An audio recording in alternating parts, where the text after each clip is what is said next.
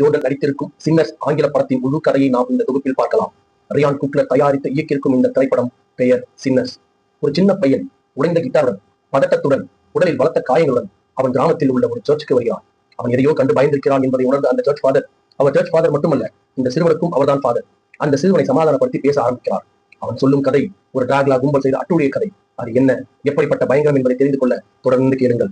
படத்தின் கதாநாயகன் ஒரு கருப்பு இனத்தை சார்ந்தவர். அவரும் அவருடைய இரட்டை சகோதரர் இருவரும் அமெரிக்காவில் உள்ள மிசிசிபி மாகாணத்தில் வருகிறார்கள். இருவரும் மிகப்பெரிய கேங்ஸ்டர். பூமியின் சொர்க்கம் அப்போது அமெரிக்காவில் உள்ள சிகாகோ மாகாணம் என்று எண்ணி அங்கு சென்ற இந்த ட்வின் பிரதர்ஸ் அங்கே வெள்ளை இன மக்களால் துன்புறுத்தப்பட்டு அந்த ஊரில் உள்ள பெரிய கேங்ஸ்டரிடம் இருந்து கொள்ளையடித்து வந்த பணத்திலும் அவர்களே சம்பாதித்த பணத்தையும் வைத்துக் கொண்டு அவர்கள் சொந்த மாகாணமான மிசிசிபியில் உள்ள ஒரு இடத்தை வாங்கி ஒரு நைட் கிளப், அதுவும் கருப்பு இன மக்கள் மட்டுமே கலந்து கொள்ளும் ஒரு நைட் கிளப்பை ஆரம்பிக்க நினைக்கிறார்கள். அதற்காக அவர்கள் சேர்த்து வைத்த அனைத்து பணத்தையும் இவர்கள் ஊரில் உள்ள ஒரு வெள்ளைக்காரனம் உள்ள ஒரு மில்லை விலை பேசி மொத்த பணத்தையும் செட்டில் செய்து அந்த இடத்தை வாங்கி விடுகிறார்கள். அந்த வெள்ளைக்கார ஓரிடம், இந்த மில் மற்றும் இதை சுற்றி உள்ள என் இடத்தில் எந்த வெள்ளைக்காரரும் தெரியக்கூடாது, மீறி தெரிந்தால் தலையை எடுத்து விடுவேன் என்று மிரட்டி அனுப்பினான் அந்த ஹீரோ. அன்று சாட்டர்டே. எனவே இடத்தை வாங்கியவுடன் அந்த இடத்தில் இன்றைய நைட்ல ஆரம்பிக்க வேண்டும் என்று முடிவு செய்து அதில் வேலை செய்ய வேலையாட்களையும் கலந்து கொள்ள கருப்பின மக்களையும் அழைத்து வரை இருவரும் இருவேறு பாதைகளில் செல்கிறார்கள். அப்போது அவர்களுக்கு தெரியாது இவர்கள் அனைவரும் டிராகுலாவாக மாறப்போகிறார்கள் என்று. சமையல் வேலை செய்ய ஒரு ஜப்பானால், வாட்ச்மேன் வேலை, சர்வீஸ் வேலை மற்றும் இசை நிகழ்ச்சி நடத்த கருப்பின மக்கள் என அனைவரையும் தேர்வு செய்கிறார்கள். ஒரு நடனமான அழகான ஒரு கருப்பு இன இளம்பெண் அவர்களையும் தேர்வு செய்து அனைவரையும் அந்த கிளப்புக்கு அழைத்துக் கொண்டு வருகிறார். எந்த வெள்ளை இனத்தவரும் அங்கு இல்லாமல் வெறும் கருப்பின மக்களை மட்டும் வைத்து ஒரு கிளப் ஆரம்பிக்க வேண்டும் என்ற அவருடைய ஆசை இனிதே தொடங்குகிறது. இது ஒரு ஹீரோவுக்கு ஒரு கருப்பு மனைவி. துரதிருஷ்டவசமாக இவர்கள் ஏற்கனவே கல்யாணமாகி ஒரு பிறந்த குழந்தை இறந்திருக்கும். அதுவும் இவன் எதிரிகள் குழந்தையை கொன்றிருப்பார்கள். அவரும் அந்த மனைவியும் கலந்து கொள்வார். இன்னொரு ஹீரோவின் காதலி ஒரு வெள்ளைக்கார பெண். அவரும் எப்படியாவது இந்த கிளப்புக்குள் வந்துவிட வேண்டும் என்று போராடி அவர் மட்டும் ஒரே ஒரு வெள்ளை இன பெண், அவர் மட்டும் உள்ளே வந்து விடுவார். அந்த கிளப்பில் ஒரு இசை நிகழ்ச்சி நடத்த வந்தவன் தான் அந்த சிறுவன். யார் அந்த சிறுவன்? அவனுக்கு என்ன அப்படி ஒரு சிறப்பு? அவன் வசிக்கும் கிராமத்தில் உள்ளவர்கள் இசையை மயக்கி அவர்கள் இசையில் இறைவனும் சாத்தானும் மயங்கக்கூடிய அளவுக்கு அந்த ஊரில் உள்ளவர்கள் இசையமைப்பாளர்கள் என்று ஒரு நம்பிக்கை. அது அந்த கிராமத்துக்கு கிடைத்த வரம். ஆனால் அந்த இசையை அவர்கள் எந்த காரணத்துக்கும் இசைக்க மாட்டார்கள். இசைத்தால் பிரச்சனை வரும் என்று எண்ணி சர்ச்சுக்கு வெளியே அந்த இசையை மட்டும் இசைக்க மாட்டார்கள். அந்த கிராமத்தில் உள்ள தலைவன் தான் ஃபாதர். அவருடைய மகன் தான் அந்த சிறுவன். இப்போது அந்த சிறுவன் தன்னுடைய நைட் கிளப்பில் இசைக்க ஹீரோ அழைத்து வருகிறார். அப்போது சிறுவனின் தந்தை எக்காரணம் கொண்டும் மாய இசை இசைத்து விடாதே என்று எச்சரித்து அனுப்புகிறார். ஆனால் அந்த சிறுவன் கிளப்பில் உள்ள ஒரு கருப்பின பெண்ணை காதல் வயப்படுத்த அந்த இசையை இசைத்து விடுகிறார். அப்போது அதுவரை சரியாக சென்று வந்த கிளப் பிரச்சனையை சந்திக்க ஆரம்பித்து விட்டது. 3 வெள்ளை இன மக்கள் அங்கே வந்து நாங்களும் உங்களுடைய கிளப்புக்குள் வர வேண்டிய என்று அடம்பிடிக்கிறார்கள். ஆனால் ஹீரோ அவர்களை வெள்ளையர்கள் உள்ளே அனுமதி இல்லை என்று கூறி அனுப்பிவிடுகிறார். அந்த மூவரும் யார் தெரியுமா? டிராகுலா.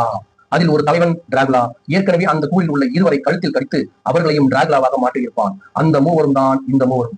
இதன் பிறகு கிளப்புக்குள் உள்ளே ஒரே ஒரு வெள்ளை பெண்ணாக ஹீரோயின் சண்டை போட்டுக் கொண்டு வந்து அந்த நட்ட நடு இரவில் தனியாக வெளியே வருகிறார். ஆனால் வெளியே அந்த 3 பேரும் தனியாக ஒரு இசை கச்சேரி நடத்திக் கொண்டிருக்கிறார்கள்.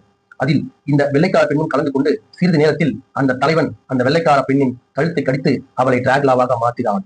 மனித ரத்தம் குடிக்கும் டிராகுலாவாக மாற்றிவிட்டான். இப்போது டிராகுலாவாக மாறிய ஹீரோயின் கிளப்புக்குள் சென்று தன்னுடைய காதலனை தனியே அழைத்துக் கொண்டு போய் காதலிப்பது போல் நடித்து அவன் கழுத்தை கடித்து அவனையும் டிராகுலாவாக மாற்றிவிடுகிறது. இதை கண்ட ஹீரோ தன் தம்பிக்கு இப்படி ஆகிவிட்டதே அழுது அனைவரையும் பார்ட்டி முடிந்து விட்டது, கிளம்புங்கள் என்று வெளியே அனுப்பிவிடுகிறான். அதற்காக காத்துக் கொண்டிருந்த மற்ற டிராகுலாக்கள் வெளியே வந்த அனைவரையும் கடித்து அனைவரையும் டிராகுலாவாக மாற்றிவிடுகிறது. இதுவரை டிராகுலா சிறிதும் மனிதர்கள் பலரும் வந்தனர். ஆனால் இப்போது மனிதர்கள் சிலரும் டிராகுலா பலருமாக மாறிவிட்டது. உள்ளே இருப்பவர்களின் சமையல் செய்ய வந்த ஜப்பான் பெண்ணின் கணவன் நான் எப்படியாவது கார் எடுத்து வருகிறேன் என்று சொல்லி வெளியே போயிருப்பான். அவனும் டிராகுலாவாக மாறிவிடுவான். முதலில் இந்த 3 டிராகுலாவையும் கிளப்புக்கு வர அனுமதி கேட்பார்கள் இல்லையா? அப்போது அனுமதி தராதால் உங்களில் ஒருவர் அழைக்கும் முறை நான் உள்ளே வரமாட்டேன் என்று தலைவன் டிராகுலா கூறியிருக்கும். எனவே நான் கிளப்புக்கு வராமல் வெளியே இருந்து கொண்டு அட்டகாசம் செய்து கொண்டிருக்கும். கணவனை இழந்த ஜப்பான் பெண் இங்கே டிராகுலா பறந்து சென்று தன் குழந்தையும் கொண்டுவிடப் போகிறதோ என்று எண்ணி டிராகுலாக்களை உள்ளே அழைத்து விடுவான். அதுவரை வெளியே சுற்றிக் கொண்டிருந்த டிராகுலாக்கள் உள்ளே நுழைந்து அனைவரையும் சர்வநாசம் செய்து கொண்டிருக்கும். உள்ளே இருப்பவர்கள் டிராகுலாவாக மாறிக்கொண்டிருப்பார்கள். அப்போது ஹீரோ மற்றும் சிறுவன் மட்டுமே மிஞ்சியிருப்பார்கள். ஹீரோவின் கருப்பு காதலியை டிராகுலா கடித்தவுடன் ஹீரோ அவளை தன் மனதை கல்லாக்கி குத்தி கொண்டு விடுவான். அவள் டிராகுலாவாக மாறுவதற்குள் குத்தினால்தான் அவள் டிராகுலாவாக மாறமாட்டாள் என்பதுதான் ஹீரோவுக்கு தெரிந்த விஷயமாயிற்று. இதற்கிடையில் இரவு முடியும் நேரம் நெருங்கி பொழுது விடியும் நேரம் நெருங்கிவிடும். தெரியாதவர்களுக்காக சொல்கிறேன், டிராகுலா சூரிய ஒளிப்பட்டால் மட்டுமே பொசுங்கி எரிந்து இறக்கும். வேறு வகையில் அதை கொள்ள முடியாது.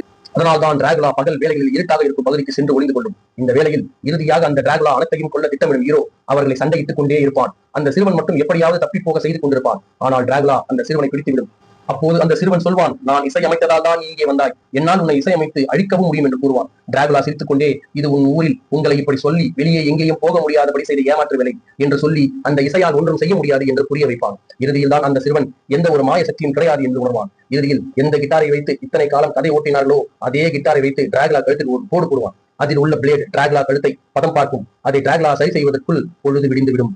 சூரிய ஒளி பட்டவுடன் ஒவ்வொரு டிராகுலாவும் எரிந்து சாம்பலாகிவிடும். இறுதியாக தலைவன் டிராகுலாவும் எரிந்து விடுவான். உழைந்த கிடாரையுடன் அந்த சிறுவனை ஊருக்கு அனுப்பி விடுவார் ஹீரோ. உடைந்த கிட்டாரை ஊருக்கு கொண்டு வந்த சிறுவன் தந்தையிடம் நடந்ததை கூறுவான். அவர் தந்தைக்குத்தான் கிட்டாரை பற்றி ஏற்கனவே தெரியும் என்றாலும் இதை பற்றி யாரிடமும் சொல்லாதே, இந்த கிட்டார் இசை இறைவனையும் சாத்தானையும் ரசிக்க வைக்கும் என்று கூறிதான் வாழ வேண்டும், அதுதான் நமக்கு நல்லது என்று கூறுவார்.